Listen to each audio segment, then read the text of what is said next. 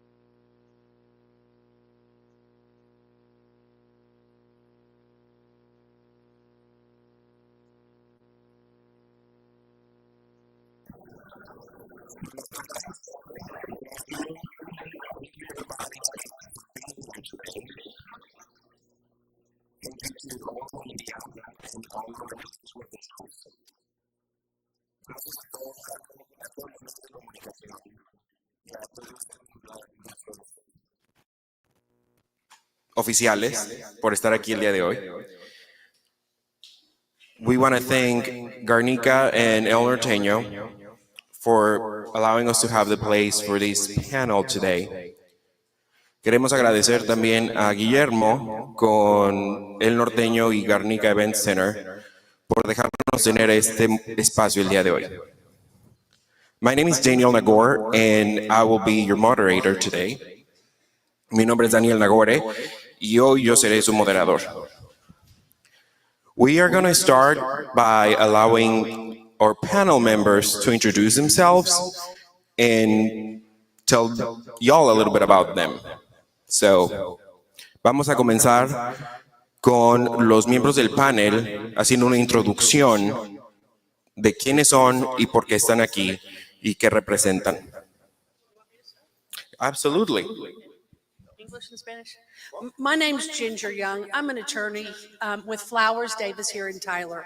I'm in a unique position because before I did immigration law, which I've been doing about 17 years, I actually worked with Robert Davis in the group that represent law enforcement in counties. So throughout the years, even when I shifted to immigration, we've had great communication with law enforcement, local and county-wise. And I think it's important because there's a lot of misinformation out there. So why not go to the people that know? So that's kind of how this all got started. Mi nombre es Ginger Young. Yo soy abogado de inmigración. Antes de hacer cosas inmigratorio, yo estaba parte de nuestra oficina que trabajó con los sheriffs y oficiales de los condados y las ciudades. Entonces, estoy un poco raro en que yo puedo ver los dos lados de cosas que vamos a hablar, pero una cosa muy importante, hay mucha información que no es correcto. ¿Y quién puede hacer la información que todos necesitamos? Inmigrantes con o sin estatus o los que no son inmigrantes, estamos aquí con ese panel de saber la verdad. Yes, my name's Lewis Tatum. I'm a sheriff at Hopkins County. Our county seat is Sulphur Springs. We're on I-30. And like I said, we're here today just to hush all the rumors and get the facts out to the people. My name is Thomas Kurz. My name is Thomas Kurz. You can show the green light. Yeah. So my name is Thomas Kurz. I'm the executive director of the Sheriff's Association of Texas and a retired sheriff out in Nacogdoches County. My name is Ricky Jones. I'm the sheriff of Franklin County Sheriff's Office in Mount Vernon, and I'm the current president of the Texas Sheriff's Association. My name is John Wayne Valdez. I'm the sheriff of Rusk County. Our county seat is Henderson, Texas. My name's Kelly Cole. I'm the current sheriff of Wood County. County seat is Quitman, Texas.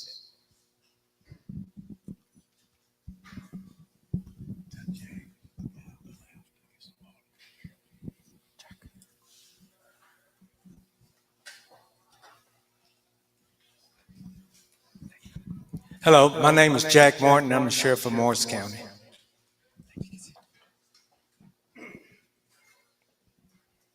Everybody hear me okay? Not working. How about now?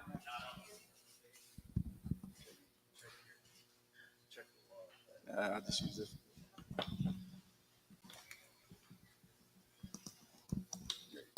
How about now? Okay, there's some more seats in here. Anybody wants to sit down?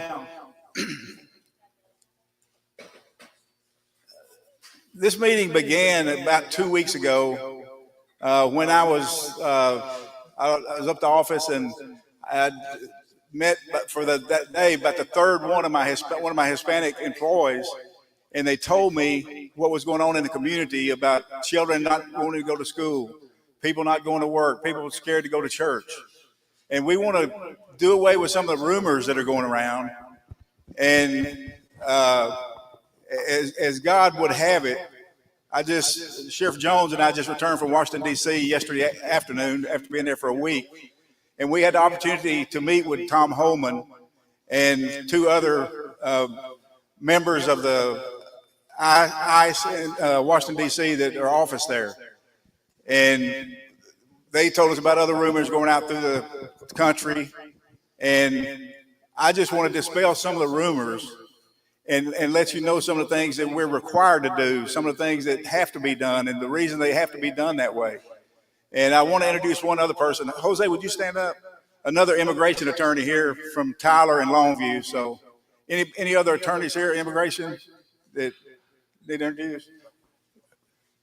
Okay. I know who you are. Yes, I do. I know exactly who you are.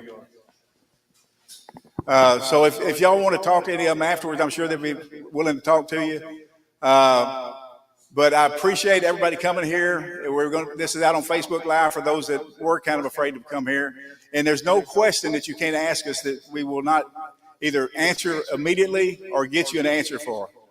And I'm going to start with, I had numerous questions that came up. Daniel had sent out and tried to get people to send questions in. So I want to go over some of those. Daniel, do you want to ask me the question, me answer it, or how do you want to do it? Yes.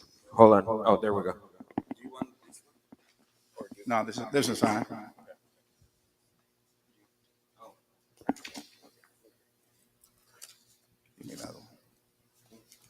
So, como dijo el sheriff, este panel está hecho para aclarar algunas de las dudas y de los mitos que se han hecho a través de la parte inmigratoria por las nuevas leyes que han salido, por los medios de comunicación y la parte polémica que han hecho. Estamos aquí para aclarar algunas de las posturas sobre efectos de inmigración en el condado de Smith. Y voy a empezar a preguntarle al sheriff las preguntas y vamos a ir contestando las preguntas que tuvieron oportunidad de mandar antes en Facebook. Sheriff, can you explain the scope of local law enforcement? Sheriff police versus federal law enforcement, ICE federal law enforcement? Sure. And is it working?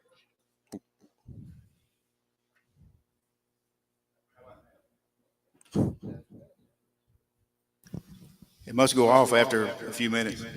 But these are questions that were sent in earlier. Within the last few days, I actually answered on my way back on the flight yesterday. And I'm open for discussion on any one of them to help explain further about what they're about.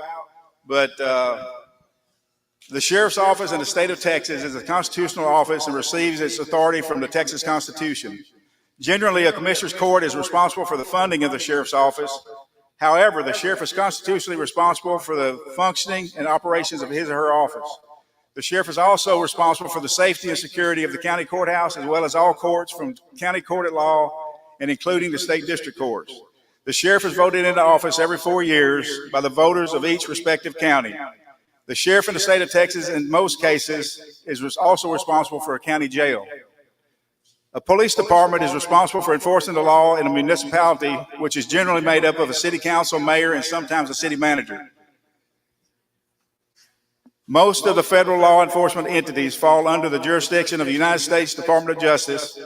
Some of the DOJ law enforcement entities are the Homeland Security, Border Patrol, Bureau of Alcohol, Tobacco, Firearms, and Explosives, United States Marshals Service, Federal Bureau of Prisons, Drug Enforcement Administration, Federal Bureau of Investigation. These entities are responsible to the United States Department of Justice.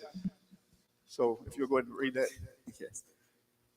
Sheriff, ¿nos podría explicar cómo funciona la ley local de enforzamiento de leyes versus la ley federal, ICE y su postura en law enforcement? La oficina del sheriff en el estado de Texas es una oficina constitucional y recibe su autoridad por parte de la Constitución del estado de Texas. Generalmente, la Corte de Comisionados del Condado es responsable de fondear o de los fondos de la oficina del sheriff. Sin embargo, el sheriff es constitucionalmente responsable por la operación y seguridad de su oficina, así como la seguridad y el bienestar de los juzgados del condado, así como las cortes de distrito del estado y las cortes del condado de Smith, perdón. El sheriff es votado por los electores por 4 años.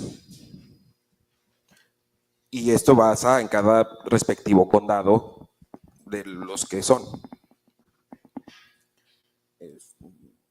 en este caso es responsable de la seguridad del condado, así como la seguridad de la cárcel del condado.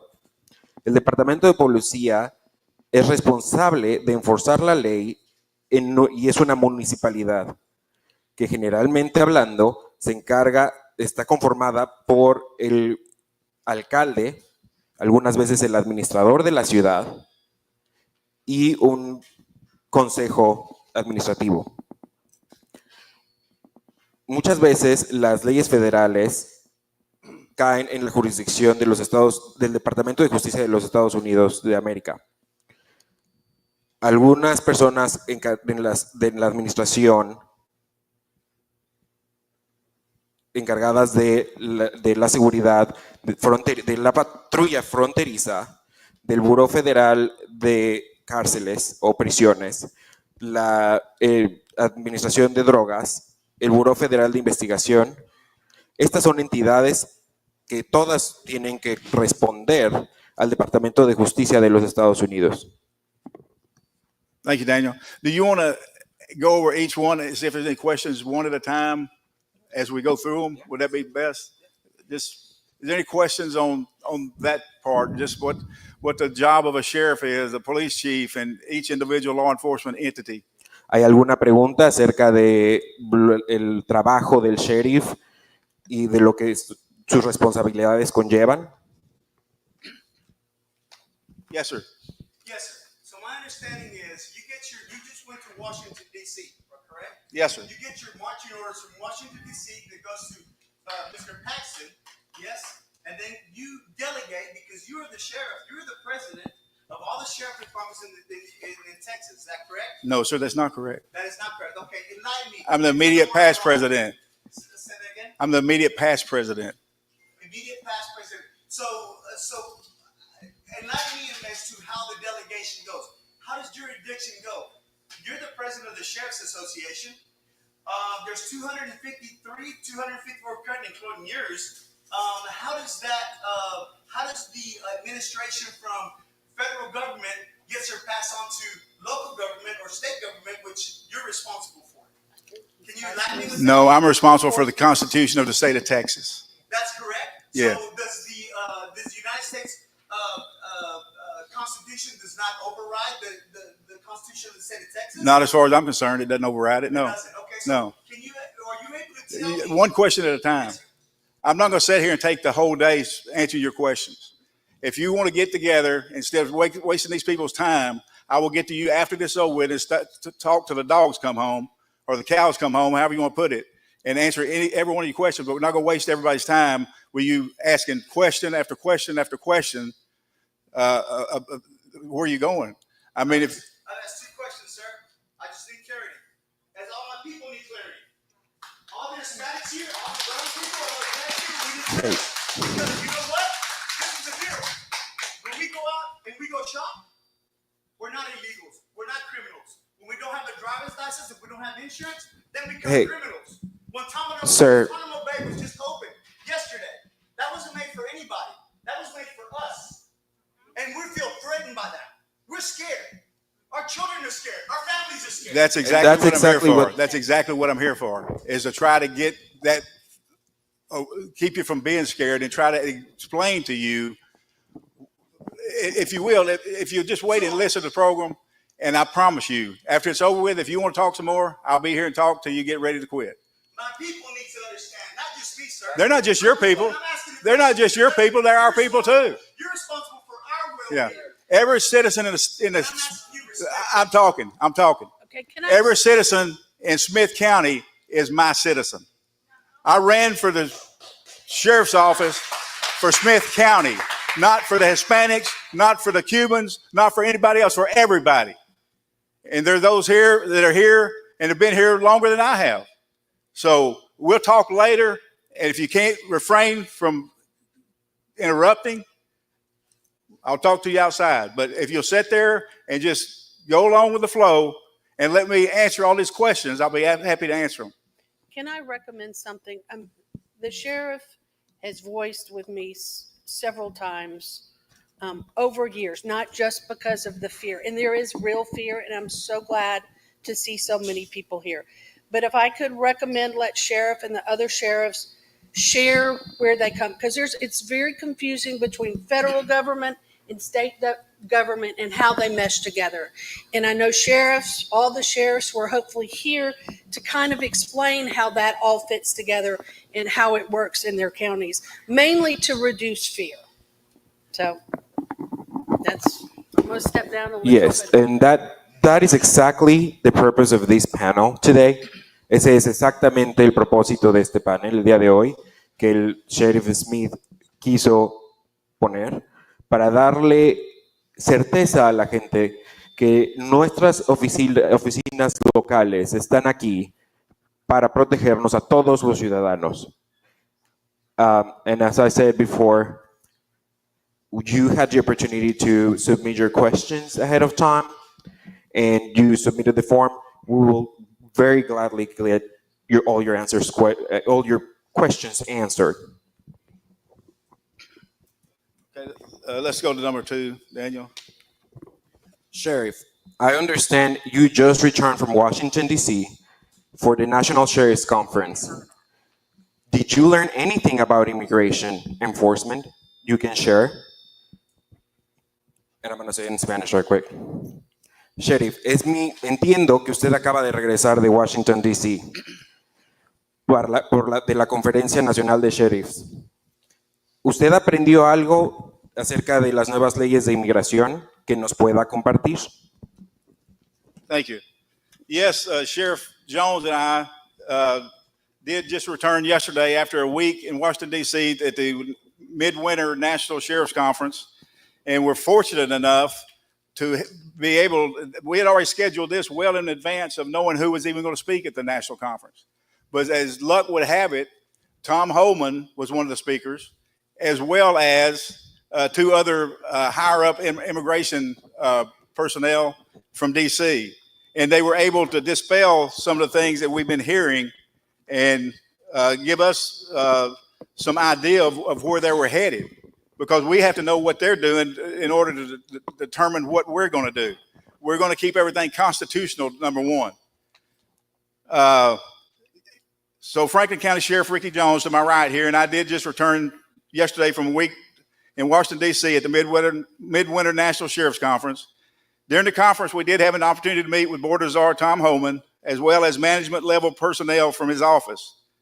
During that conversation, Mr. Holman assured us that ICE has begun and will continue to seek out approximately 600,000 illegal aliens from over 100 foreign countries, not just Mexico, over 100 foreign countries, who failed to report back after having received a personal recognizance bond upon detention in the United States, many in violation of local, state, or federal law. In addition, they are attempting to locate somewhere in the neighborhood of 300,000 children who were released and whose whereabouts are unknown. We were assured ICE would not, at this time, be going to churches, hospitals, or schools searching for individuals for deportation who have not either been accused of committing a serious crime or who are not presently harboring an individual who has been accused of committing a serious crime. Así es, el sheriff del condado de Franklin, Ricky Jones, y yo acabamos de regresar el día de ayer de haber pasado una semana en Washington, D.C., en la conferencia de invierno, en la conferencia nacional de invierno de la oficina de los sheriffs. Durante esta conferencia tuvimos la oportunidad de conocer al SAR fronterizo Tom Holman, así como al personal que maneja todas las oficinas del SAR. Durante esa convención, el señor Holman nos aseguró que las oficinas de ICE han empezado a buscar a 600,000 inmigrantes ilegales de más de 100 países extranjeros que han fallado en reportarse después de haber recibido una notificación de detención en los Estados Unidos. Muchos inmigrantes ilegales entraron a Estados Unidos, muchos inmigrantes han cometido ofensas o crímenes y que han violado las leyes federales o locales. Además, están tratando de localizar alrededor de 300,000 niños que los dejaron libres y no saben nada de su paradero. Nos aseguraron que ICE en este momento no irá a las iglesias, no irá a los hospitales, no irá a las escuelas buscando a personas para deportarlas, que no hayan tenido una acusación previa de un crimen serio o que no hayan dañado a alguien o que hayan dañado a alguien de haber cometido algún crimen serio. Thank you, Daniel. Do you anticipate any state or federal mandate that would require you to change your current process? I know of no federal or state mandate currently which can require a sheriff's office or local law enforcement entity to participate in such an act. I will say, however, that whether it be a citizen of the United States of America, born or immigrated here, either one, doesn't make any difference, or an undocumented immigrant of any nationality, should they commit any serious crime, especially one of violence, they will be taken into custody immediately. In the case of an undocumented immigrant, specifically here in Smith County, I have placed that bar at a driving while intoxicated offense or higher, and that's at our 287G program, which is the jail model is the only program we have as of December 2012. And what that means is, if you're out here, and we see this happen all the time, and so this is one that really you need to know about. You get red and blue lights turned on behind you when you're in your vehicle.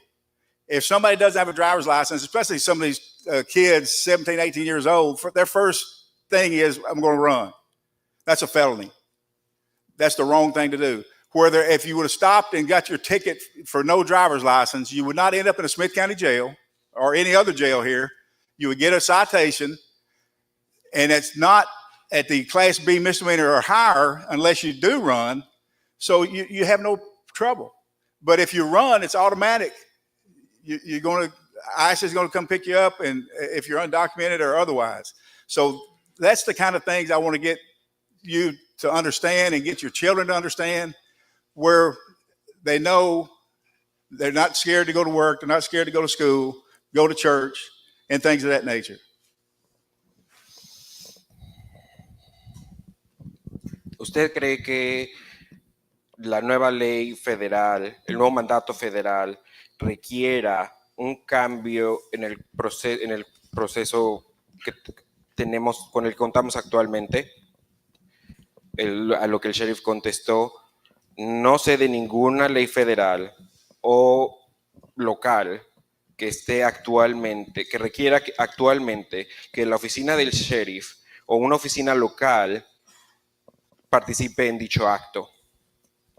Sí voy a decir, como sea, que ya seas ciudadano americano o inmigrante indocumentado de cualquier nacionalidad, si cometes un crimen, especialmente uno de violencia, vas a ser tomado en custodia inmediatamente.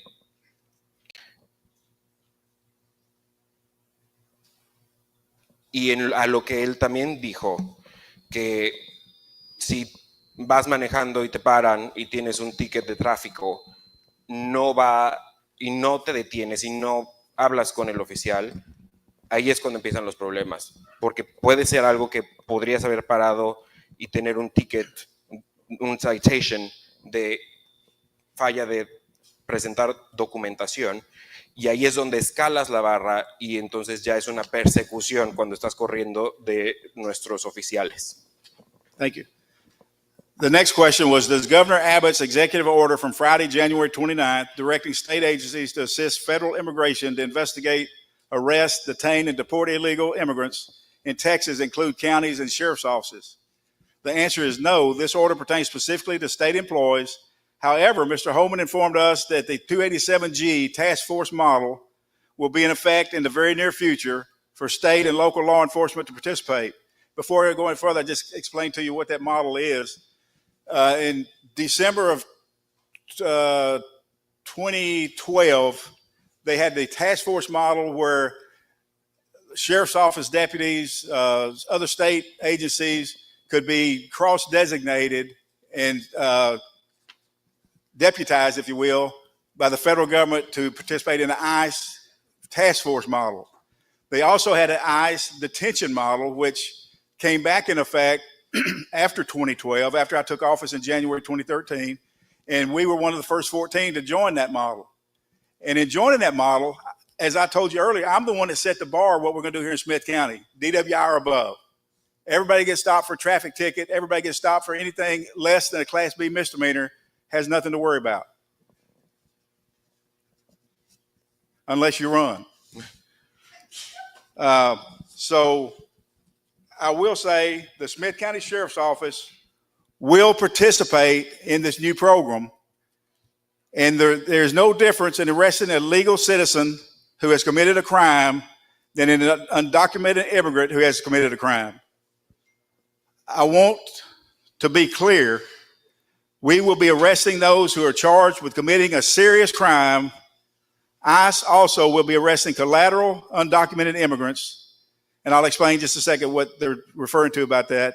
My personal advice is not to associate with known criminal law violators, and should you have housemates, relatives, or friends living with you, consider separating from them or ask them to surrender themselves to law enforcement. And the reason being is this is the new thing that the immigration has come up with in arresting or taking all these into the custody throughout the nation that they started here a few weeks ago. Anybody that is, say they go to outside a job site and there's two people there. One is the one they're looking for with a warrant. And this other person lives with them or associates with them. They're going to check their status, and they're going to determine if their status is they're not a citizen. They're referring them as collateral, and they will be taken into custody by ICE. And don't shoot the messenger. I'm just telling you what was told by Mr. Holman. Okay, Daniel. Oh.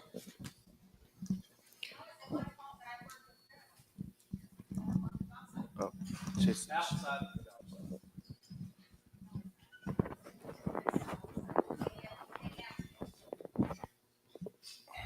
Okay. La pregunta. How certified is Smith County with 287G?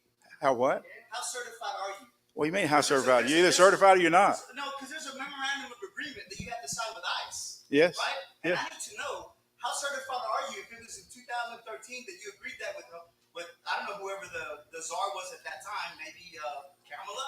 Is that who it was? Nevertheless, how does it pertain to it now?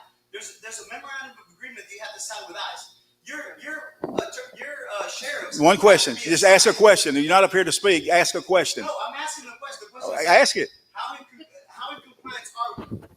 We're in full compliance. How many of your sheriffs are in compliance with that they can arrest people with the 287G? We don't have that authority at this time.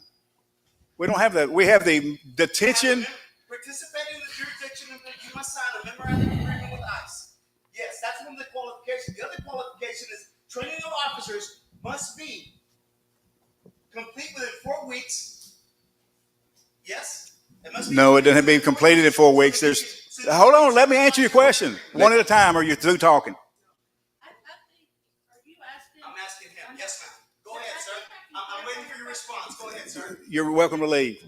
If you can't sit there and ask a question and let me answer the question, you're not going to interrupt the meeting. The question is, have you signed an agreement for your law enforcement officer to arrest on behalf of ICE? That is not an option at this time, and has not been an option, as I said, since December of 2012. That is coming back as a task force model. The task force model is where you enforce immigration law. The detention model is what we have had since 2014, I think, where they come into the jail. And again, I set the bar at DWI or above, a Class B or above.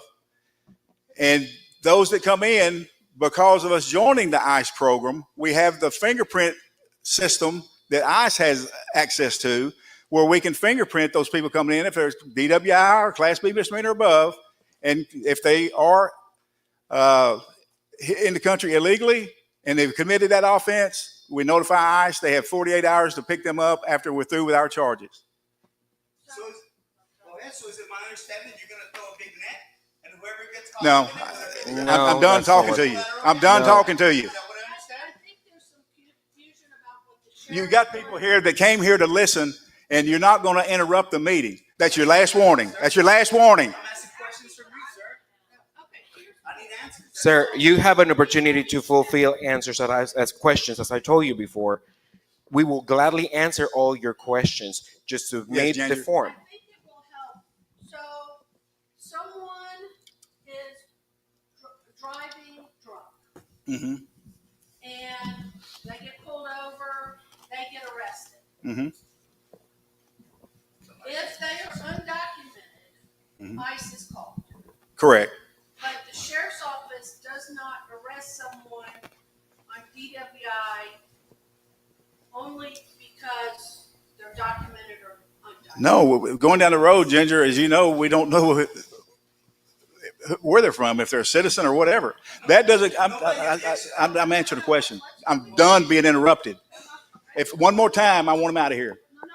Let's just, so, Sheriff, your people don't pull people over and ask status. We do not look at somebody through the windshield and see what the color of their skin is to stop them to ask their. La oficina del sheriff no perfila a la gente por su color That de is piel done o por once, su apariencia. Ginger. That is done, as you know, once a Class B or above. If they're arrested, for instance, and I can't dictate what Tyler PD does. Say Tyler PD in Stanners, which they arrest on site for no driver's license. They can do that. We don't do that. We write a citation. They can arrest on site. They bring them into our jail. They do not fit in the ICE process we have because it's not a Class B misdemeanor or above, a DWI or above. So they pay a fine, they make bond, and they get out and go to court. So, I think it helps people think jail ICE is automatic control. Can you No. explain just the types of crimes when under the sheriff's office, different sheriffs call ICE or don't call ICE? Right. Jose, let me make sure I'm answering. This is probably one of the most important questions Uh-huh. that the community is scared of. When they get detained, stopped for whatever traffic violation, whatever basis also, is the officer number one going to be asking for immigration status? I'm sure your answer is no. That's absolutely no. Number two, since they don't get a driver's license, they don't qualify under Texas law to get a driver's license or ID. If they don't have that, are they going to be arrested just for not having an ID or a driver's license? Is that the policy of the sheriff or the other counties that are here? Are y'all allowing your deputies or people to arrest somebody just for no driver's license?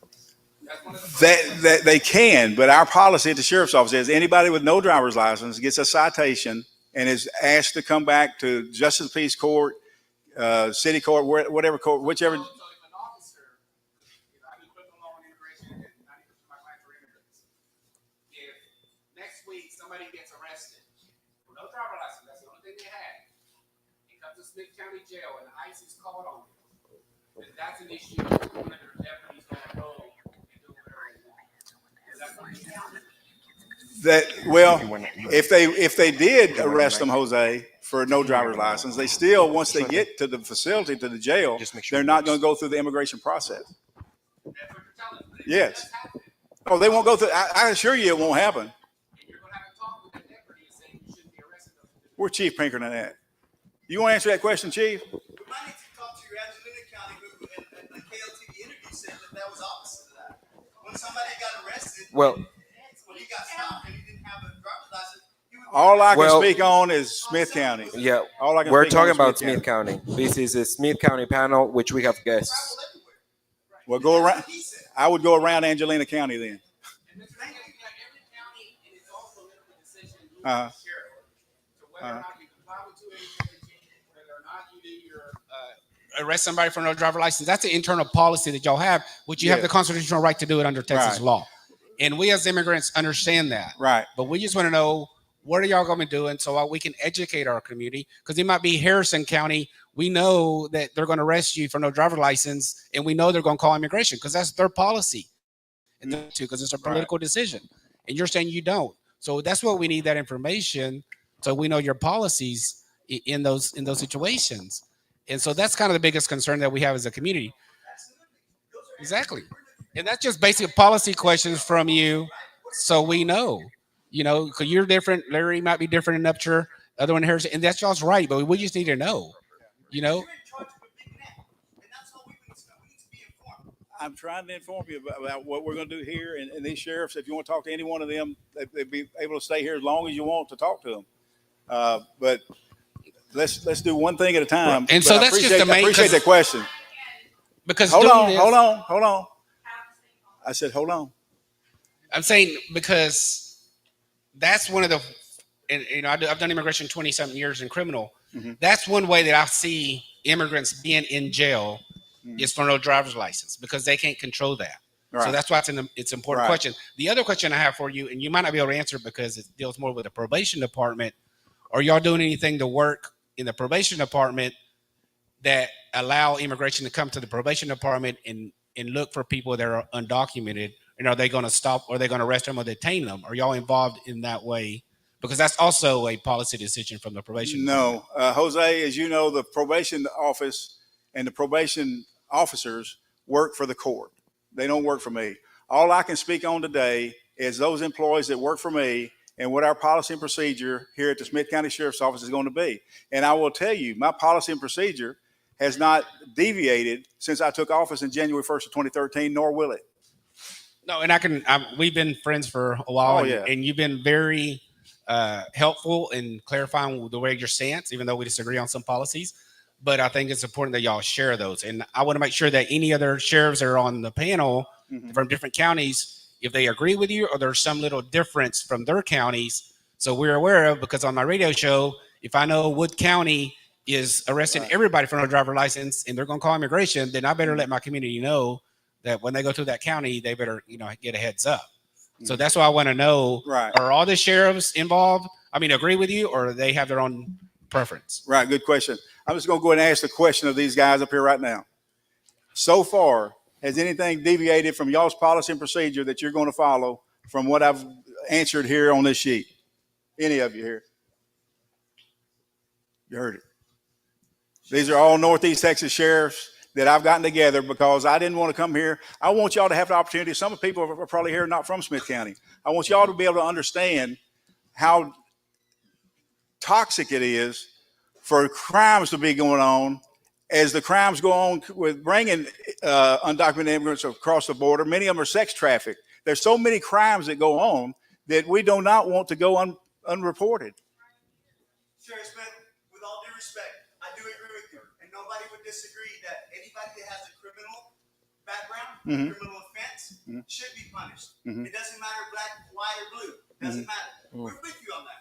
Absolutely. We just want us to understand procedure, right? And procedure with the new administration means this, right? Things that we need to know, such as when you detain somebody, if you were to detain somebody, right, and you have them for 48 hours, which is procedural, you say, ICE, you have them. Now I have 48 hours. When does that time begin? The time you put the cuffs on them? No. The one you put them in jail? No. Right? No. At that point, in 48 hours, I think you're supposed to be able to release them. No. No. That is not the proper procedure. Okay. The proper procedure is once they have satisfied whatever crime they're arrested for and make bond, or either go through, they lay out their time in jail. At that point, ICE is contacted and it has 48 hours to pick them up. ICE does not come take them out of our custody when we have crimes that they've committed that they have to go to court for. So it doesn't start once they're arrested. It starts after they've satisfied, either if they make bond thinking they're going to get out and be in the wind or whatever. That's why ICE is called at that time. They have 48 hours. And I will tell you, and Chief Pinkerton will tell you, if ICE is not there 48 hours, they walk out the door. Thank you, sir. That's what I needed to know. Yes, Jose.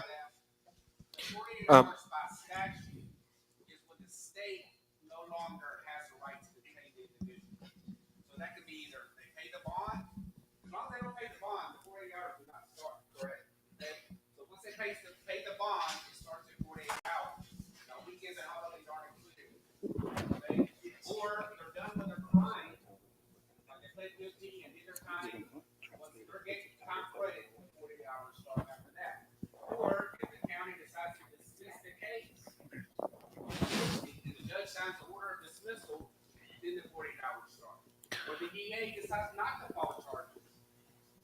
48 hours start. So the state has to be done with the individual in order for the 48 hours to start. It's not when they get arrested. It's not when they see the judge for arraignment or anything. They have to have no more right, because I love this. When the county does not let them go in 48 hours, you can legally sue them because they're violating the rights of detention for this individual, whether they're not a citizen, because they can't keep them anymore. That's when they. And thank you, sir. Thank you very much for your input, because most of the people here that want to know are not criminals. Right. Correct? Yeah, absolutely. And that's the context we want to go on, right? To inform ourselves of the uncertainty that has unprecedented invaded our communities, our trains of thought, because most people want to go to the job and come back. But when Miss Juanita or my cousin Jose gets arrested, and then he's the only one provider at the home, and then Juan comes from home and he's not there, we need to know what our process needs to be. That's all, sir. Right. And respectful, yes? Vamos a cambiar un poco la parte de traducción porque las preguntas están siendo muy elaboradas y vamos a tomar mucho tiempo traduciéndolos y lo hacemos así. Entonces nos vamos a enfocar en hacerlo en inglés. Vamos a bajar el video, o sea, tomar el video, ponerle subtítulos. Si tienen alguna pregunta que quieran ahorita en español, aquí estoy yo a preguntar. Y también las respuestas que ustedes pusieron, las preguntas que ustedes hicieron ya sea online o en la mesa al entrar, vamos a contestar todas las preguntas que hicieron y las vamos a poner en Facebook y en las redes sociales.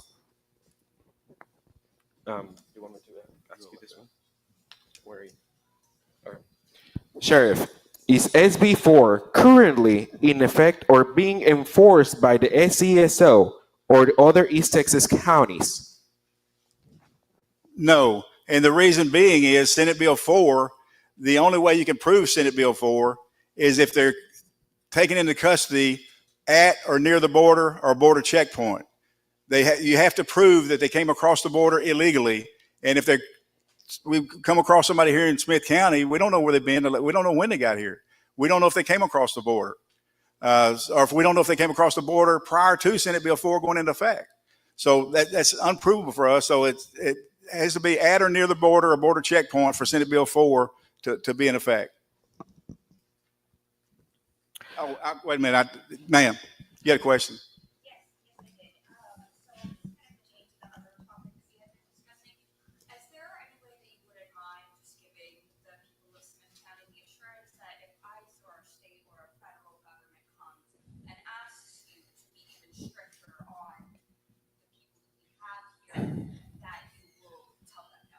Give me an example.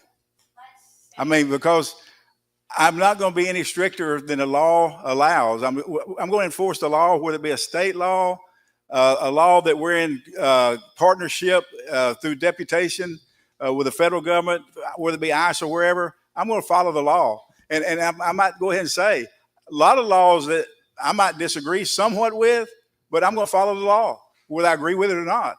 That's the law. I didn't make the law. I don't have to like the law, but I'm going to enforce the law to its fullest extent.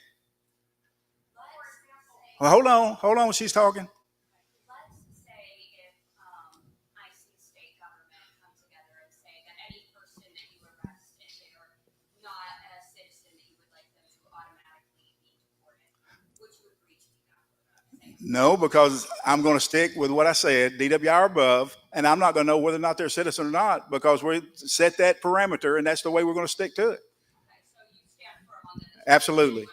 Absolutely. It's worked for us well from the time we got into the 287G program. I'm going to stick with it. And there's plenty of people out here that need to be arrested that have committed violent crimes. I can think of some within a mile and a half of us right now that need to be arrested and deported, that have committed and helped cover up a homicide. And that's the kind of things we're going to deal with, is what helps the citizens of Smith County the most. And we're not going to get tied down with all the minutia. That's why I set parameters. And I set parameters also because I want to have a dialogue with not just the Hispanic community, but all different communities. There's over 160 nationalities that have come across that border. It's not just Hispanics. I hate to tell you, it's not just Hispanics. We deal with all of them. There's a lady back here, Jose. Let me go to her first. First of all, I want to thank you and all the sheriffs for taking your time to create this panel and answer all of our questions as a community. My question has to go back to the statement you made with the previous question. If I'm at work and you guys have a warrant to go pick up a coworker that I had no idea had a serious charge on them, and you said something about everyone else around that person had a right to know. No, you might have misunderstood that. I might not explain that well enough. If you're at work and say you're at a place that employs 50 people, just because you're in that facility working doesn't mean everybody's going to go and check all of your papers. However, if you were outside after work, leaning against the car, drinking a beer, drinking a Coca-Cola, whatever, you're together there. They had a warrant for the one, and you're both together. ICE is going, and I'm just the deliverer of the message on that. ICE is going to check everybody there, and if anybody else is undocumented, whether they have another violent crime or serious crime at all, they're going to take both into custody. Yes, ma'am. No, I'm still with you.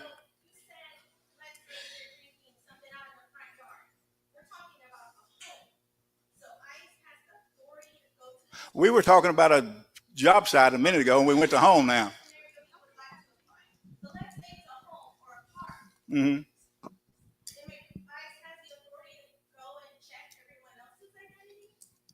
If they're in the process of an arrest, yes, ma'am, they do. Sheriff, is that you and your people, or is that just ICE officials that come in? ICE. Okay, so just along that same line, let's say they do ask for everybody's ID Mm-hmm. and either status. If they are not the ones that they are particularly there to look for, does that person have to provide that information? Because unless they have a warrant or something, it's going to take them. I think Ginger or Jose need to answer that That's question. a good question, Ginger. That's a legal question.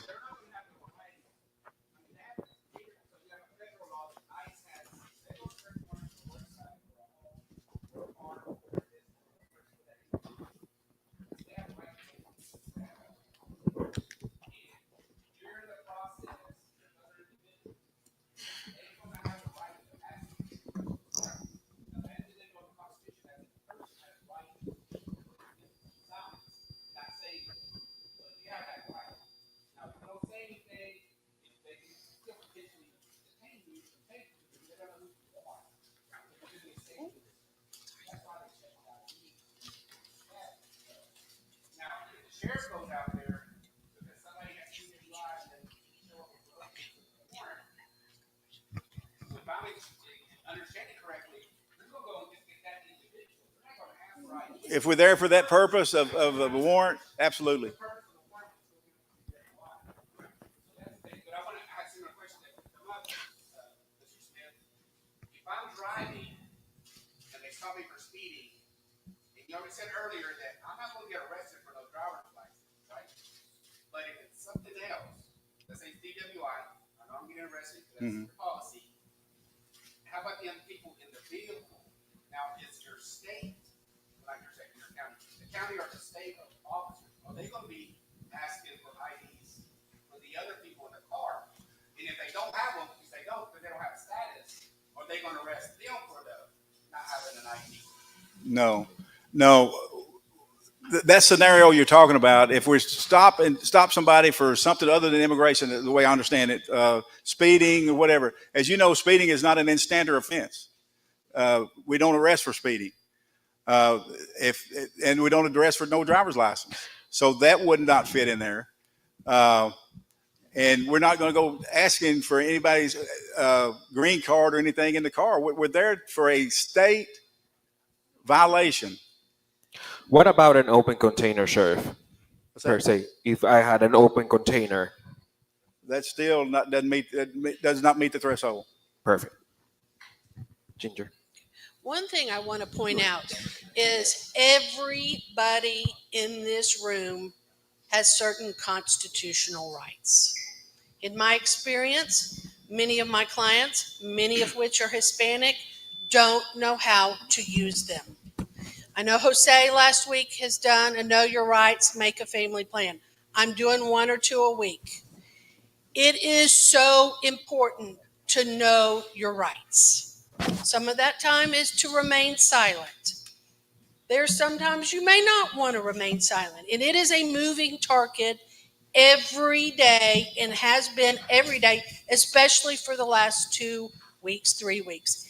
If you do not know your rights, talk to Jose. Go to one of his town hall meetings. Come to one of mine. Come to one of our offices and ask for our packets because we have red cards and we have Know Your Rights paper. It's important.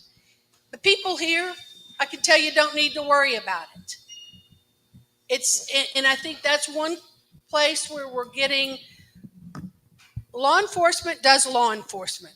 Law enforcement, local law enforcement, at least with these counties, does not do ICE.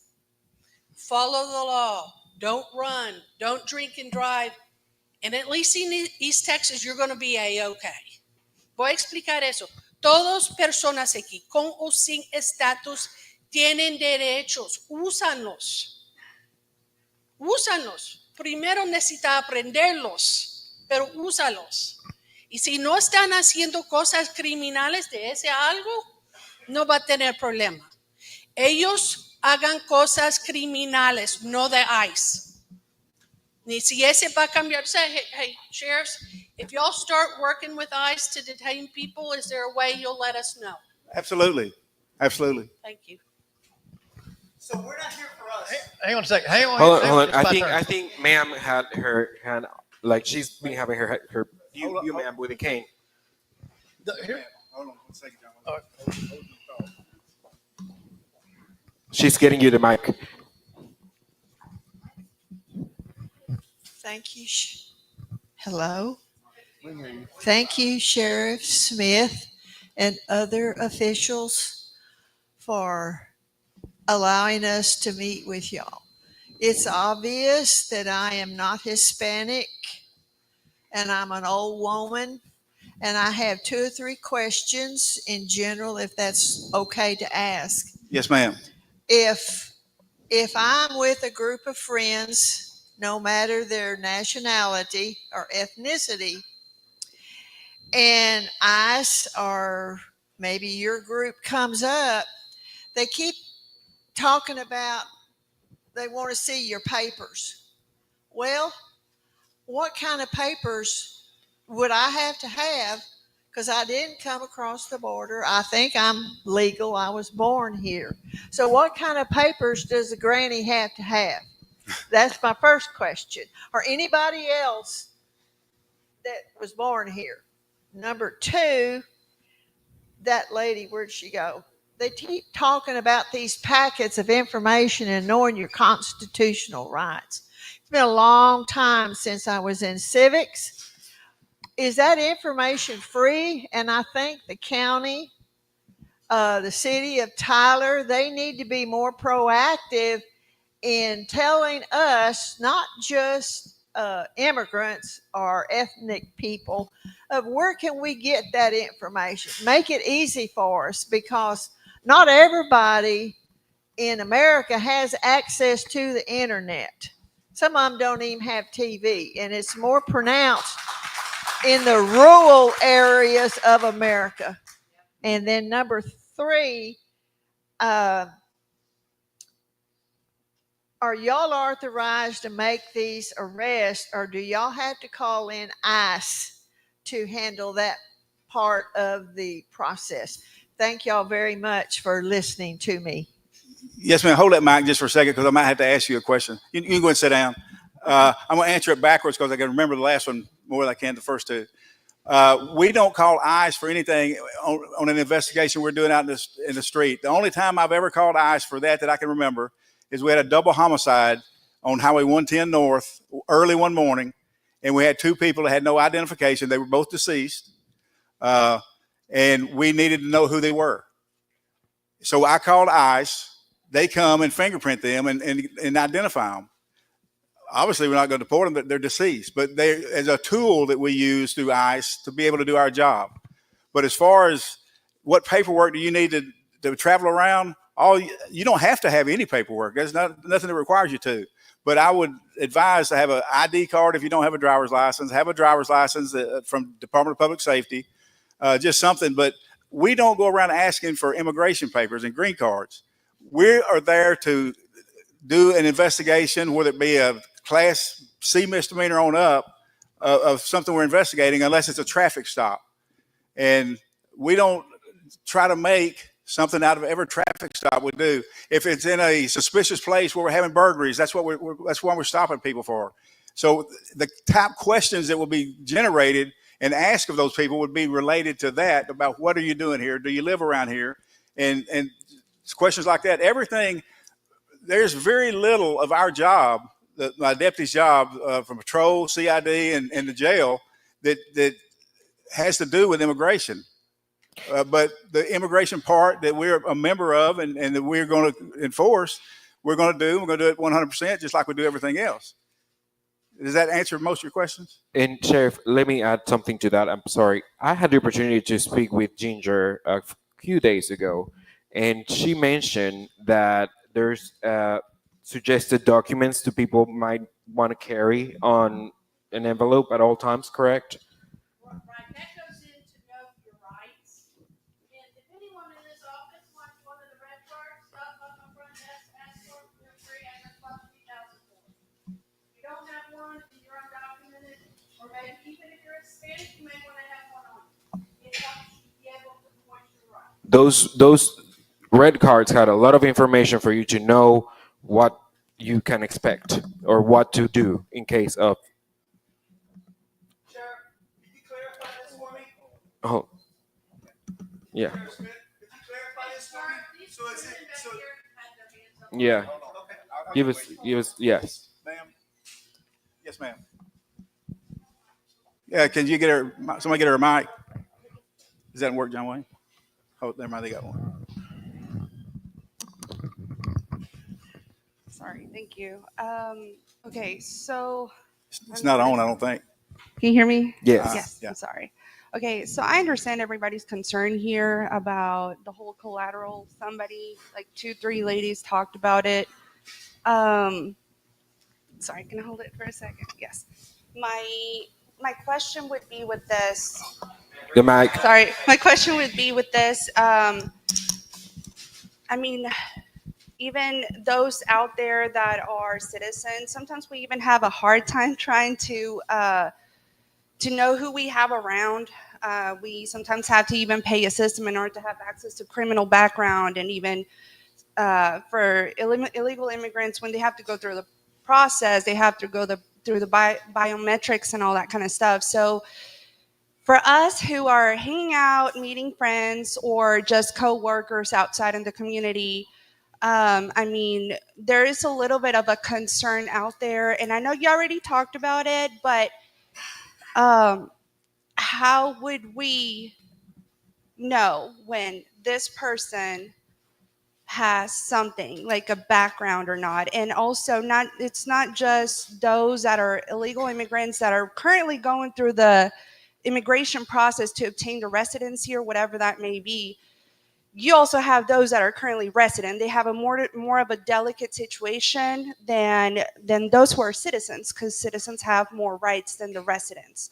So how could we feel a little bit more secure about that? Okay, I think I understand your question about you're talking about if you were there with someone who was being arrested Yes. by ICE or whomever. No, by yeah, because you mentioned that if there's a warrant and somebody has to go and make an arrest at, let's say, the house or just outside the community. So sorry, I went blank for a second, but yeah, pretty much. The question, let me clarify that again. How could we make sure that the person right next to me, if they're coming to arrest them, I mean, I'd be concerned not knowing if they have a criminal background, and here I am hanging out with them. Right. This would be my advice. And I'm going to take the nationality, the here undocumented out of it. I'm just going to anybody that gets stopped by one of our deputies that's doing an investigation, but subsequent to a call they're dispatched to or whatever. We're not going to go there asking things about your citizenship and all that. We're there to investigate a crime or potential crime or someone calling in on that group of people because they're concerned about it. We're not there to check their status. We're not there to check anything except for what that call was meant for. And if there's some reason to make an arrest, I'm talking for the Smith County Sheriff's Office now, it's going to be a state arrest or whatever, or unless they are in the NCIC, TCIC, National Crime Information Center, Texas Crime Information Center, with a warrant, we're going to arrest them. If they're not, if we're investigating a crime, we want to know who's there with them at the time. That doesn't mean they're going to jail. Now, what I was talking about ICE, from what I understand from Mr. Holman, is more so if you're cohabitating, living with, or you have a brother or sister or someone that you know has a warrant out for them. That's where they're talking about on the other arrest. Thank you for answering. Yeah, because I see a lot of concern out there in the community not really knowing. First off, you just mentioned the level of offense in order for them to arrest them. So that's something that's going to help a lot of the people out there feel a lot more comfortable about. So I really appreciate it. Thank you. Ma'am with the red bandana. Green bandana. Hi, y'all. My name is Emily.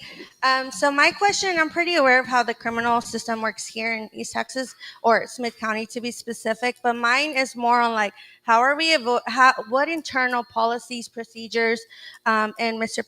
Pinkerton, feel free to jump in, are y'all having in place for, one, your police officers, sheriffs to know what Know Your Rights cards mean if someone is not able to practice that and learn that, and then two, to avoid profiling in general by your staff. So yeah. If we don't do it, they don't need to know what it means. We don't profile. We don't profile for anything. We don't profile for stopping somebody here on the interstate doing interdiction. We don't profile for that. We don't profile for anybody we arrest for anything. What we do most of all, if somebody's out in a high crime area after dark, and we've been having a lot of night burglaries, and you're parked on the side of the road, ganged up with a bunch of people, does not make any difference whatsoever what your skin color is. We're going to stop and investigate that, but not from an immigration perspective.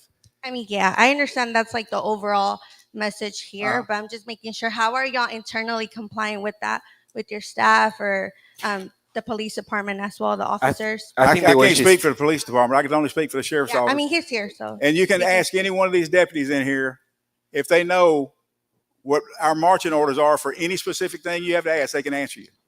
And we don't just willy-nilly put people out on the street. They go through a strenuous process by which their training is done, and we don't tolerate less than perfection. Yeah, thank you. There's somebody else. Somebody over here. Yes, sir.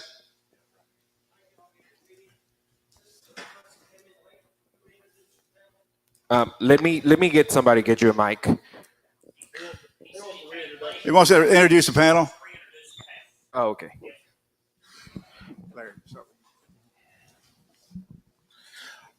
I'm Sheriff Larry Webb from Upshur County. Sheriff Lewis Tatum, Hopkins County. Thomas Curtis, Executive Director of the Sheriff's Association of Texas. Ricky Jones, Franklin County. John Wayne Valdez, Rush County Sheriff. Kelly Cole, Wood County. And all of that is also on social media. All the people in the county is already there. Jose? That's all right. I was Larry way before I was sheriff.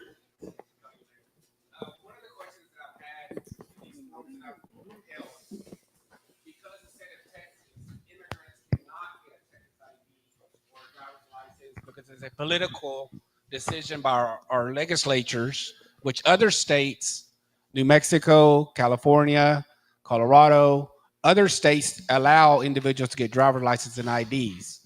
So my question is, because of that law, there's Texans, immigrants here in Texas that go to those states and get a driver's license and bring them back in case they do get stopped. So my question is, if one of your individuals, your deputies, or you stop somebody and they don't have a Texas driver license, but they have a New Mexico or California driver's license, what will your deputy do? Is there a procedure, process? And if y'all going to arrest them just because they don't have a Texas driver's license? No, again, we're not going to arrest for no driver's license or that sort of thing. That's going to make us think of other things if they have one from California or whatever. That's going to, our field interview questions are going to go towards that. What did you do in California? Well, I just went there to get a driver's license. I came back to Texas. You know, but are we going to write a ticket for it or whatever? They'll get a ticket for no driver's license because they don't have a legitimate driver's license because they never lived there, but they won't be arrested. Because that's a question I get is, attorney, if I get put over, should I show any ID at all, or should I show my matricular or passport or my New Mexico driver's license? Which one should I show? And my advice had been show something because the officers need to know who you are. Mm-hmm. That's the first thing. So it's better show something than not anything. So Right, that's why I want to make sure that you're not going to legal document. Right. You're not going to do something because they don't have, because it's a New Mexico, California driver license. You're not going to arrest them just because they presented an out-of-state driver's license. Right. And if, for instance, if you had an expired driver's license, by all means, go ahead and show it. That will show us you have some identification. And the reason we want identification, legitimate identification from DPS or from some legitimate place rather than something you printed up on a computer, is we need to identify people. You would not guess how many Jose Salazars are in the Smith County jail system, in the record system, that's not any of them's name. We need to be, but when we put their fingerprints in, and if they're still in jail, they're going to get another charge because we're going to run it through the system. It's going to show that's not that person. And so just be honest and tell the truth is the best thing to do. And if you're not DWI or Class B across the board or above, you have nothing to worry about. Yeah. One second. I'll get what you say. Yes, ma'am. Yes. Thank you so much. My name is Shonda Marsh. I'm a lifelong resident of East Texas. One, I want to thank every panelist that's up here today. That does take a lot of courage to come out and have this hard-hitting conversation. So I do applaud you there because this is a very tough conversation. The one thing I just want to make mention or just hear your thoughts is that East Texas has a very robust healthcare system. We take care of thousands of different patients that looks different ways and who they love and from different countries. My concern personally is when taking care of a patient that may not be from a legalized American country. They might be from New Mexico, they might be from Haiti, they might be from South Africa, they could be from anywhere, but I might be working with a coworker who may not see things the same way I see them. So my concern is if one of my colleagues decide to take it upon themselves to call ICE, this patient that I'm taking care of, what will the county, whichever county that's up there, who can answer this, will they work with the organization's security, the leadership, the police, whoever it might look, to make sure that we're not taking people away from a hospital or a church or from a school? And I know that has been happening across our country. Not that it's happened here, from what I understand. However, that is a very real rational reality for a lot of people, and that horrifies me. Thank you for your time. Yes, ma'am. My first question would be, or my first thing to say then, I would go to Mr. Holman, who told me they're not going to churches, they're not going to schools, they're not going to hospitals. Why have you changed your modus operandi? Why are you doing it that way? Why didn't you notify us? Let me tell you a story that happened on the board. Hold on. Hospital. Yes. I've got a wife as a registered nurse, and we appreciate our nurses. And we're not going to be going in hospitals arresting people. There's got to be some reason behind that. And most of the ones they're getting right now is the 600,000 that are the gang members that are wreaking havoc, like Lake and Riley that was killed, took her 17 minutes to die, raped, when we're supposed to be protecting her. That's what we got to look at. I've been in this business 48 years, and I'm going to do my job the best I know how. And everyone that works for me will tell you they're going to do the same. Matters not what color your skin is.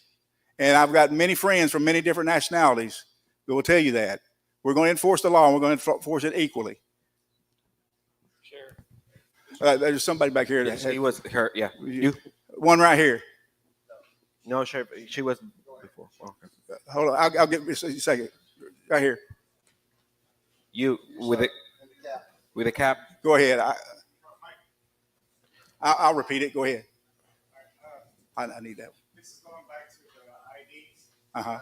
Do you guys give tickets for American people that don't have a license, just a Texas ID? I'll put it to you this way. If you're asking me specifically, when I came into office, there were probably, and Chief Pinkerton, correct me if I'm wrong, or any of y'all that were here before me, before 2013, they didn't even hardly write tickets. We do citations, but we have about 2/3 of ours are warning because we want voluntary compliance. We don't want to cost people money and food out of their kids' mouth. And we want compliance of the law. We don't want to punish people because they didn't follow the law. We want compliance. We want them to do what's right. And that's the reason we do it like that. It's worked very well for us. Where's Captain Halbrook? Craig, do you remember this year how many real tickets we wrote and how many warnings? It's like 2/3 warnings and 1/3 citations.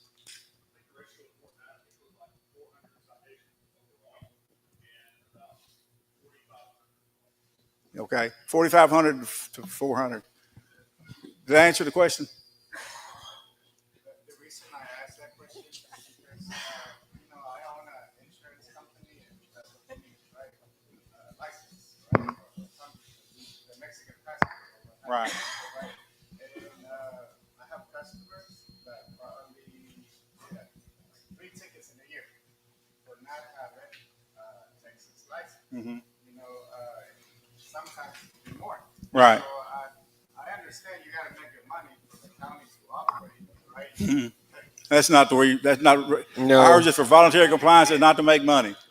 Right. Believe it or not, we don't make money from putting people in jail. That's number one. We spend money keeping people incarcerated. We don't make money warrants. I think the county. I don't get anything. The county gets the tax or something. It goes to the state. We want voluntary compliance. Is all we want. We've got more things to be concerned about because we're short-staffed anyway, and we want to take care of the major crimes and what's hurting these citizens of the United States and especially of Smith County. So if you cannot at all get a Texas ID, Mm-hmm. Well, let me just go ahead. We can sit here and talk about it until the cows come home, but I have no authority to do that. The legislature's in session right now. I would encourage you to get a group together and go down there and talk to the legislature. You're represented. What county you're in? I'm not asking to give them one. I'm asking Change the law? No. Just why give them a ticket for $200-300? Oh, okay. Right. You can just let them go. That's why we don't do it. Don't give no tickets. We don't. No. A lot of people give tickets. Not from the Smith County Sheriff's Office. I can only answer for us. Yeah, but it is the law, Can I interject something? I want to interject something real quick. Remember why we're here. Remember why we chose to come up here. I just spoke at a church Sunday after Spanish Mass in my county. Because we're all getting these same phone calls about the fear. Here's what I will tell you. I went to that church and I spoke to everybody that was there. I gladly showed up here today to listen to you. But here's what you need to understand, why we're here. Does anything on anybody's uniform or suit have that acronym that everybody's so upset about? Does my uniform anywhere have that acronym on it? No, it does not. I've been doing this for 40 years. I don't answer a call for service and ask everybody there what their immigration status is. I ask them how they can help them because they called us for a reason. They called 911 for a reason. They called for an ambulance for a reason. and we were the first ones to respond. What I don't want for the citizens of Rusk County is for them not to call us when they need help, because I could give a rip what their immigration status is at that moment. Now, if you have committed a crime, are we going to get you? Shake your head, yes. Are we going to put you in jail? Shake your head, yes. That's when the detention part starts. And if we put your fingerprints in a system and we get a phone call from that acronym, what are we going to do? We're going to do our jobs. That's what you elected us to do. We can what if this all day long, and we're going to be here long enough where Guillermo's going to make money at supper time too. But remember why we're here. We're not here to fight you. We're not here to argue with you. But there's things that you want clarification for we simply cannot answer. We're up here as a body of sheriffs to tell you, don't fear us. We are here to help you. We protect and serve our communities. The protection part comes first. If you need our help, we don't want you to not call us because of your immigration status, because that means you're allowing yourself to be a victim. We don't want you to be a victim. We only want to help.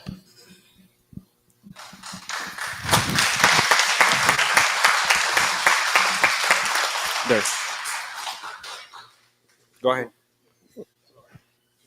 So how quickly do people get released from jail after completing the requirements to be released for the crime they committed, since or ICE will be called after they have completed whatever they need to do for their crime? How quickly will they be released from the jail since ICE will be called? That's has a lot of variables.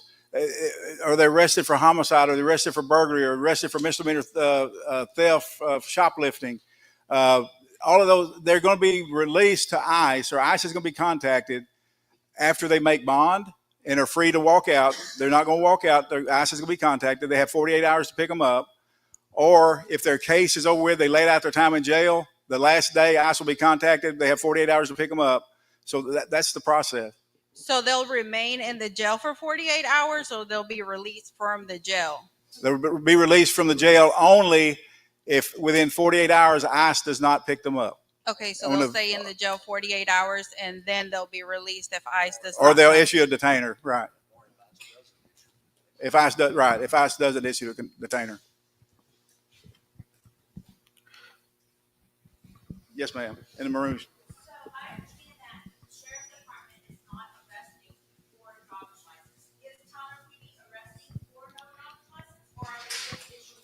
Is who now? Tyler PD.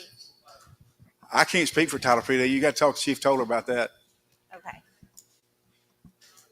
I think that's one of the things that our community is afraid of, because a lot of our people have to go to work, and they're afraid of going to work and getting stopped and being arrested for not having a driver's license. Oh, for a driver's license, if Tyler PD did arrest them, they're going to probably a $50 to $250 bond is all they have to make to get out of jail. They will not be run through the process. Yes, sir. Yes, Sheriff, will you explain to the Hispanic community as to the difference between a criminal, your rights? We speak about rights all the time, right? But we understand the differences. There's criminal rights where you have Miranda rights. Then you have civil rights, which is the difference, right? So Miranda rights, we have a right to an attorney and make a call. Civil rights, we don't have a right to an attorney. We can speak to an attorney, but that attorney has to be actually, we have to hire them ahead of time in order to contact them. And that doesn't mean that we'll get due process on that. So you have no due process. Will you please explain to them your situation and what you're bound to as far as your civil rights and the criminal rights is what they can expect? as best I can follow you and understand you, we're to make sure nobody's civil rights is violated and nobody's Miranda rights. Miranda is right against self-incrimination and where you don't have to answer any questions and all that. You have the right to remain silent, answer any question. Anything you say can and will be used against you at your trial. That's Miranda. But civil rights, everybody's got civil rights from our perspective. Yes, sir. So in civil rights, we could be detained for X number of days. We could get lost in the system because we can't contact an attorney. That's the difference. Why can't you contact? Why can't you? I mean, that's why I'm asking you to explain the difference, right? Why can't you contact an attorney? That's not because it's not a Miranda right. We don't have the rights. There's difference. No. If you'll come down to that jail one day, I promise I'll let you out. Hold on. I promise I'll take you out to the jail and show you the process. I'm not trying to be funny. I'm being serious. Civil rights is an immigrant. Is what Yeah. I'm saying. There's not immigrant civil rights, and everybody's going to have rights in Smith County, and I'm sure all these other counties here. We're not going to mistreat anybody. We're not going to treat one like the other. We're going to follow the law, whatever the law is, and that's it. I understand. Thank you very much for taking the time. However, sometimes our fears are coming from above, where you just went with Washington, D.C., which President Trump just took us out of the United Nations humanitarian rights, which that leaves an impact on us, right? Yeah, we cannot speak in federal. We can only speak in the county. Yeah. Don't shut me down. That's fact. I'm not saying something that's hyperbole. That's fact. Yeah. So that's our concern, and that's why we're here. Right. Well, I'm here because all the reasons we gave is everybody has rights. We don't want anybody not to report a serious crime, especially because they're afraid to do so. And that's why we're trying to give you all the parameters that us sheriffs here are enforcing. And if you go to some other county, I can't speak for them. And they haven't been here to speak for themselves, but I'm just telling you what we're going to do. Who are those other counties? Oh, I don't know of anybody in particular. Who are those counties like? Who are they under? I mean, you're the president of the Sheriff's Association. No, I'm the past president. This is the president right here. That's the president? Yes. Yes. Yeah, so, I mean, educate me. I'm going to know. That's why I'm here. That is just an organization. He has no authority over any other sheriff. So they take their marching orders from who? Yeah, let's schedule a one-on-one. You're going with us. We're getting ready for closing statements, and Yes, ma'am. there's still a few people with questions. So let's Right back here. focus on Back here. that.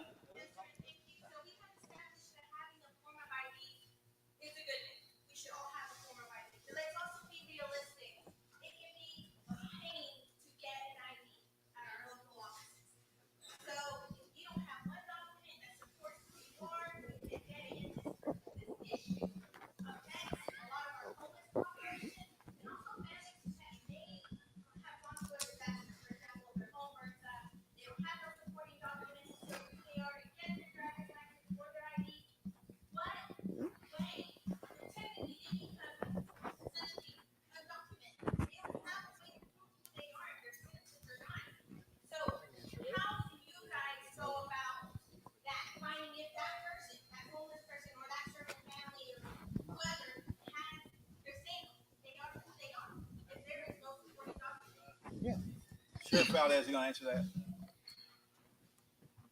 That person's country of origin, there's a consulate for that country here in this country. Contact that consulate office. They will give you that information. I don't know if they charge you for it, but no matter what the country is, there is a consulate in this country for them, which means also for that person that needs that ID. Because our biggest fear is if we show up to a house fire, we don't know who you are. If we show up at an automobile accident and you're unconscious or worse, and you don't have an ID on you, how are we going to contact your next of kin if we don't know who you are? So I get your point, but if you contact your consulate of the country of origin of that person, they will be able to get you that information. Waiting, so we'll do her next. The one in gray? Okay. Correct.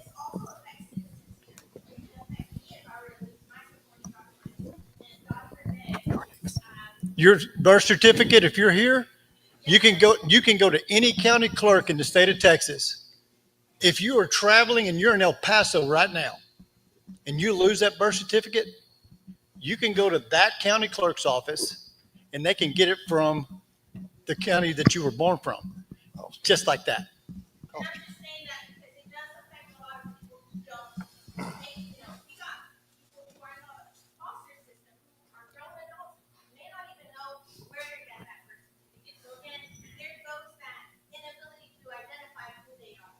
Correct.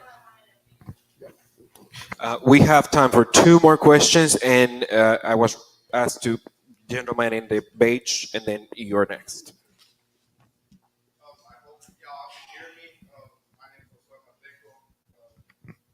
I just have it's one question, but just to re-clarify, you mentioned earlier that if someone is stopped, just for any minor traffic violation, you wouldn't ask, for any type of like immigrant status or anything like that. But you did mention, you said don't run because that could get you in trouble. Could that get you in trouble to the point that you are deported? Yes. Mhm. Okay. That's a felony. So this is where the question's leading to, because I know a lot of people. I have a lot of family members. A lot of them are immigrants. A lot of people here in Tyler are scared to even go shopping. For That's basic what we're here for. That's exactly what for we're here. basic food necessities. And like you mentioned, I just want to put an example out there. Let's say that y'all are looking for a certain individual or a group of individuals, and they're inside of a store.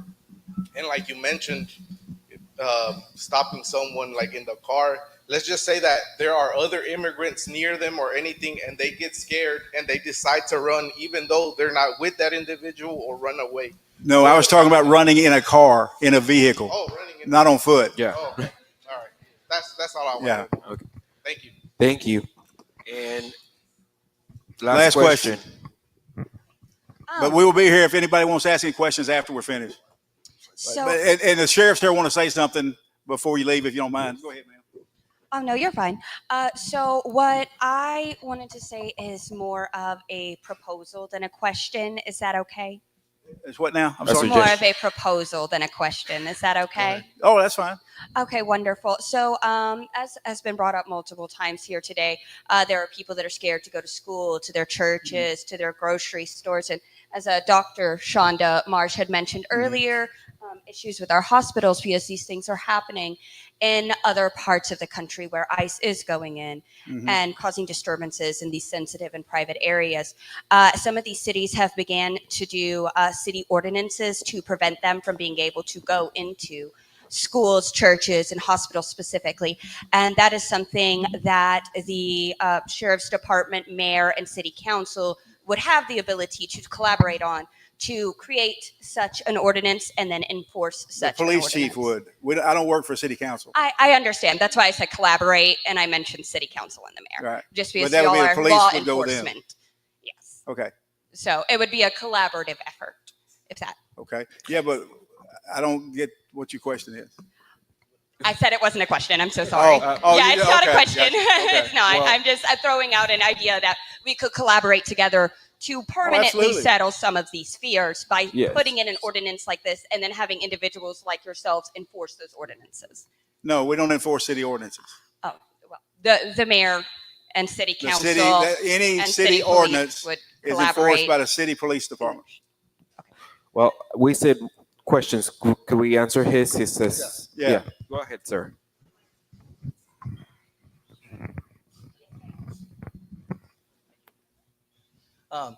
My daughter's an educator, teacher, 20 years with TISD.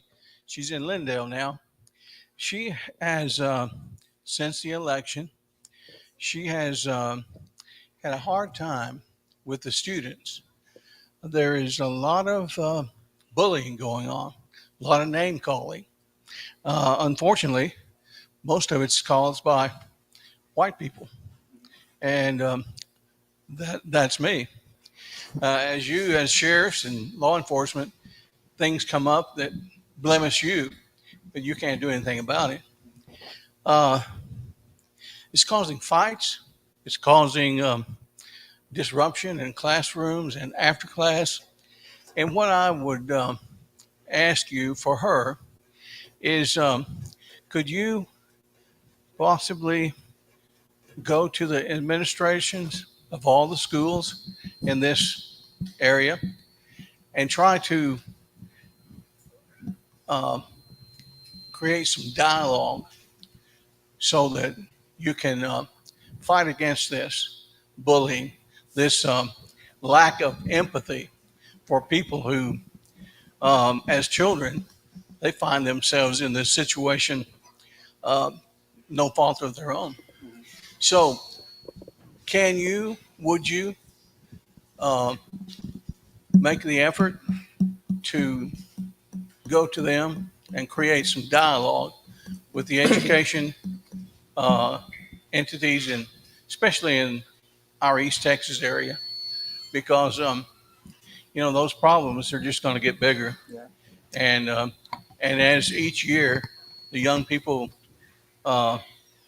become older, they become harder. Oh, absolutely. And they get madder. Right. So anyway, that's my question. I appreciate your question. I appreciate your question. I happen to know the superintendent up there. I will speak to him about that. But Chief Jackson, you were out of the room. You just walked in. We have to meet now because of the legislature, the rules they came out with last year. The sheriff of each county has to meet with the school districts twice a year, the superintendent. And we will bring that up at the next meeting. And I will talk to Stan about that, in particular to Lindale, first time I see him. I'll make it a point to see him.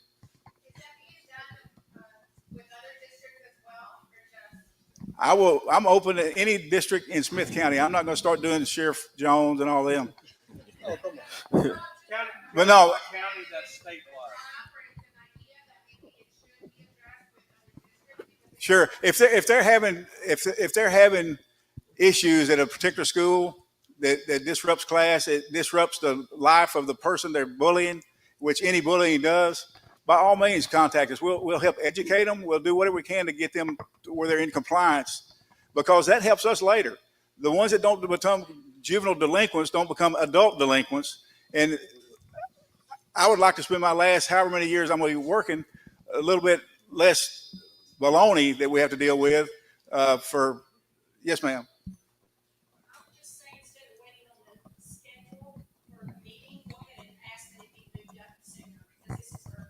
Ours has to be set because the superintendents, believe it or not, they have tight schedules and it's months in advance. Chief, you know when our next one is?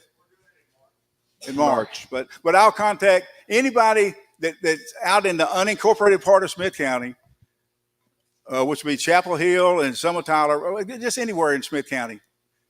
Contact me and we have a dialogue with each superintendent. And if you're having trouble like that, let us know as soon as you can, and we'll talk to them and the school resource officers. Most of them have their own police department, so we coordinate with them and we'll deal with it.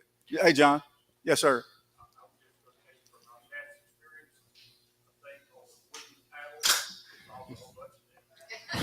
John, I just saw somebody get it used on them, and I didn't have to have it. Well, okay. We are ready for closing statements. We appreciate all of you that came here today to support this, where we encourage you to fill up one of the anonymous questions. We will get to all of them. I can guarantee you. We will answer all the questions we received. I am more than thrilled. For those who don't know, I am a Mexican immigrant. I'm from Mexico City.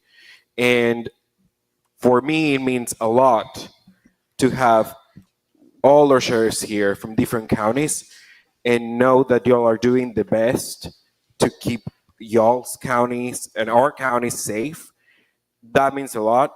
And I want to applaud you and thank y'all for opening this time of your tight schedule to give the public a space to express their concerns and show your support for being here. So can we give them a round of applause?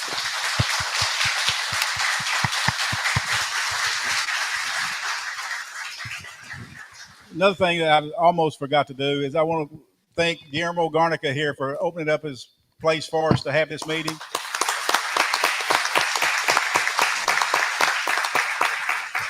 Thank you. Sheriff. I'm Sheriff Larry Webb, Upshur County Sheriff. I think the general consensus that's been shown here today is that follow the law, and you shouldn't have a problem at all with the sheriffs of the state of Texas. Okay, the ICE process starts when you wind up in our jail. Okay, that's when we start dealing with immigration issues at the sheriff's office. Okay, so my deal is obey the law. You don't wind up in our jail, then you don't wind up there and meet the requirements for ICE, and they get notified and they put a detainer. That's basically how it's going to work. Thank you all for being here. Like I said, my name is Lewis Tatum. I'm from Hopkins County. You need to go to school, go to work, go to church, conduct your lives like you have been, just like the sheriff was saying here. Don't break the law, and you don't have nothing to worry about. Just continue on with your lives. So first off, I do want to thank y'all for taking the time to come out and express yourselves, because it showed bravery for people to show up to on both sides of this, right? I want to speak a little broader, because there were several questions posed about what's another county going to do, what's another city or jurisdiction going to do in terms of the law. And I want you to leave here with a clear understanding of a separation between what we're really talking about. We're not saying you get a free pass for breaking the law, right? Regardless, whether that's a Class C misdemeanor of no driver's license or whatever it is, somebody might cite you for that. But that's a clear, distinctive difference than saying, because of that, you will also be detained for immigration purposes. And so just understand, there's a level of crime you can commit that will most likely lead to detention and deportation. And then there's a level of crime that you can commit that you can pay your fines and resume your life and go on.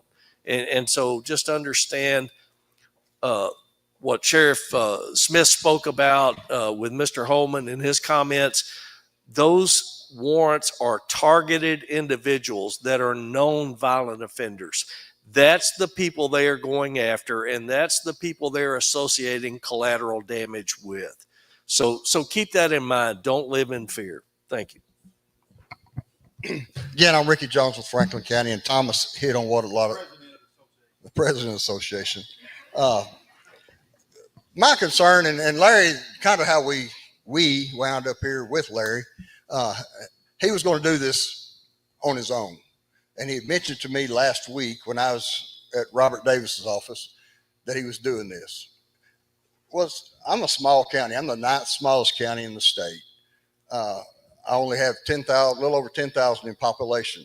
Now, if everybody in my county filled out a census, which they're afraid to do, a lot of them, they wouldn't even fill out a census, I'd probably be around 15,000. But people are, the Hispanic community or undocumented persons are even scared to do that.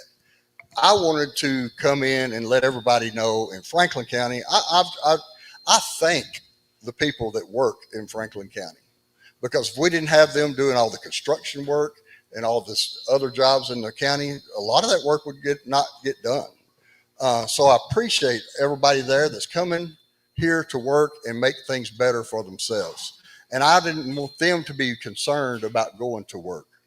And as Thomas said, there's a level, just because you don't get a free pass all the time, and just don't break the law and don't get into the system to where when we fingerprint you every one of us have an electronic fingerprinting system in our jails. We've had them for years.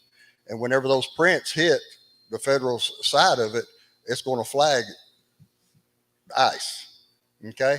So the best thing is just don't wind up there on the IDs and the driver's license. It's better to have an expired driver's license than not to have one. So if anybody's going to California and they have one that's been expired 10 years, put it in your wallet, put it in your purse. I'd rather you have an expired driver's license to show me. Plus, it's better to get a ticket for an expired driver's license than it is for no driver's license. So I don't care how long it's been expired. It's an expired license. But I didn't want everybody in our communities. And so I told Larry, I said, send that out to the local sheriffs, because I know a bunch of us are having the same issues that you are, just not on the scale that he's having. To open it up so we could all come up here, stand with him, and let the Hispanic community, know, or the undocumented community, as it doesn't have to be Hispanic, that it's okay, that we understand the only ones that we're worried about. And, I've heard people say that they don't know if this person's done this or done that. My understanding, and after we come back from Washington, D.C., we're looking for the rapists. We're looking for the murderers. And that's why you see them going out in the groups that they are, because the people they're arresting are not good people. And they're not randomly picking these places. They're targeting these places that they're hitting. It's not just to show it up in an apartment complex and hit it. They're targeting these locations because they've been watching them and trying to locate the person that they're looking for. So, but just please continue your life as you've been doing. I don't know. I don't think I've ever asked anybody since I've been sheriff and since 2013 if they had papers, and I'm not going to start today. And neither are my officers. Again, we can't speak. If people saying sheriffs, every sheriff up here can run his office different than the sheriff in the next county. And so, but we wanted to come and stand with Larry, Sheriff Smith, and say, we agree with you. We want everybody in our community to understand that we are going to follow the same process that you are. So we're going to hang around. Thank you.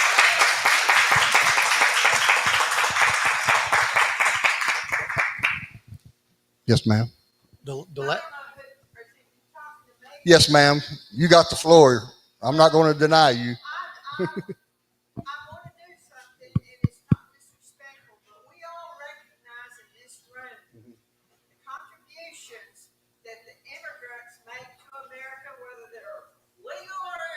That's what I was trying to reference a while ago.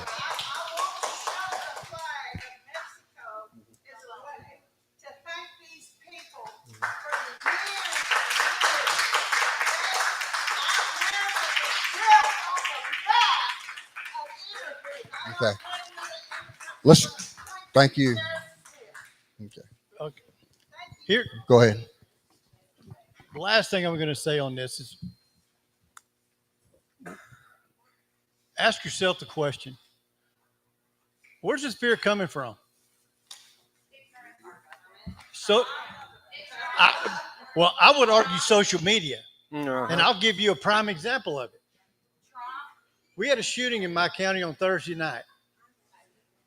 While my deputies and the ambulance was going to that call, there was a lady doing a Facebook Live driving down the highway who was telling everybody in my community, don't go to Walmart because ICE is up there picking people up in Henderson, Texas. That was not happening. 2 days later, I got another Facebook post that was sent to me that said there was an ICE checkpoint in Overton, Texas. Who in here knows where Overton is? Okay, you know they're not there. You know they're not there. So my point is this. If you want a question like that answered, call us. Don't rely on social media. If that is your fact check, we got a lot more issues than this. Ask us. We're not going to send you down that wrong road. We're not going to trick you into showing up at our office just so we can detain you. We all have better things to do, more important things to do, which is to protect all of you. So if you're listening to social media, which is driving this hysteria, then you need to just shut all your social media down and just live your life the way you know you need to as a law-abiding citizen of this country, whether you're documented or not.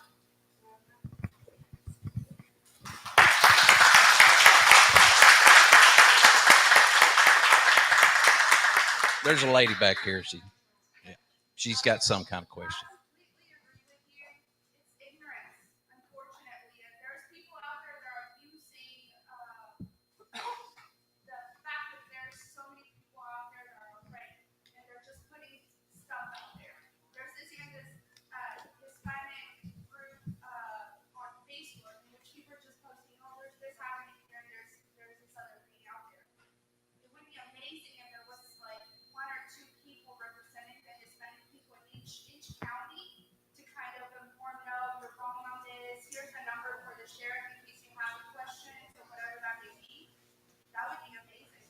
I have two people in my county to do that very thing for me now. In Smith County, those two.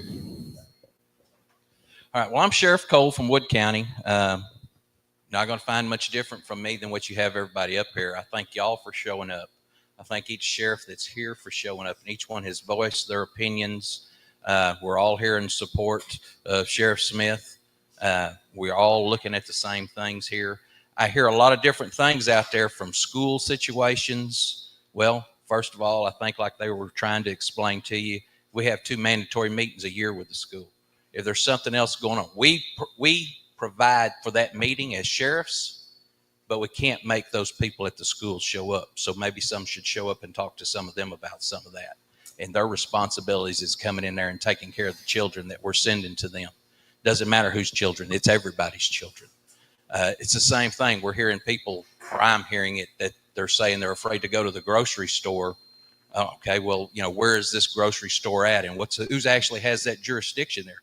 I guarantee you, whether it be the chief in Tyler or some other town, they're going to be willing to talk to you about what's going on with their situations. Just talk. With everything that's been said here today, with all the different opinions, with all the different voicings of everything else, you've got every sheriff sitting up here. You have officers in this building. You've got deputies in this building. You have all these folks that have heard this, and I guarantee you they're going to go back and take a strong look at what they're doing and what everybody else is doing, because that's what it's supposed to be. We all have to work together. It's not a this one go do this one go do that. It's everybody working together. And I guarantee you, Sheriff Smith, if he thinks he needs to do this again, we're going to be right back up here with him, and we're going to do it again. If we need to get together for something else, then we're going to be right back with that. We're going to do that too. But everybody's got to work together, even through the heated little points of it. Hey, the heated points are fine, in my opinion. I like that kind of stuff. All right? Yeah, there you go. But we've got to communicate, guys. All of us do. It's all of us talking and all of us trying to work together. All right? Go back to your areas. Talk to those folks that are there, not just the people that are here in this room, but the people that are in those other areas as well. Because some of these questions are really not for the sheriffs. They're for some of the municipalities that you're in. And you got to have their answer, because we can't speak for them. We can't speak for them. We're going to speak for ourselves, and we're going to tell you what we're going to do and what we're going to do to try to help you in every instance that we can. And thank y'all very much. And on that point, and your point over there in the back, you are here. You came here to get information, to see what's going on. So we applaud you for being here and getting accurate information and being informed. So you can spread the message like, hey, I went to the sheriff's panel and I learned this and this and this and this. That's the best fight back, if you want to call it, to the people who are spreading all these rumors and all this false information, is you taking action and say, hey, I attended, I had the opportunity to attend this event, and I got these answers. So we could keep the peace and the calm in the community, because we all deserve that. And there's a Tyler PD panel as well, so stay tuned for that. Thank you, everybody. Sheriff, anything else? We're good. Thank you.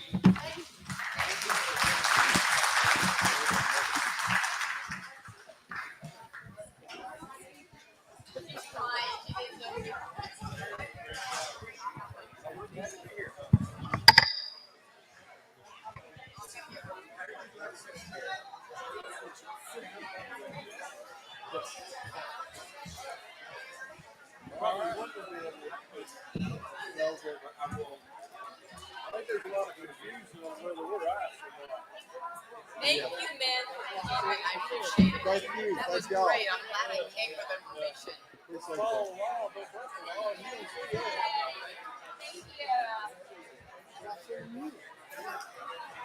have a question, man? Oh no, I just wanted to thank you for expressing appreciation to the community members that are in your county. I just wanted to know I felt the same. Good. Yeah, they can reach out to me. Appreciate it.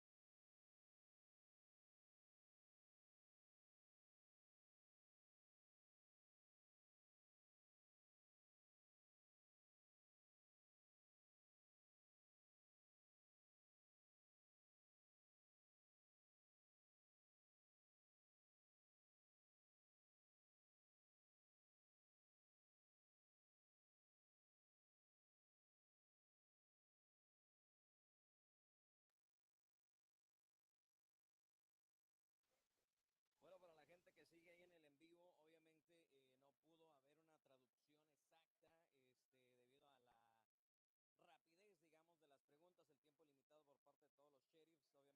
Obviamente, pues ahí está el video.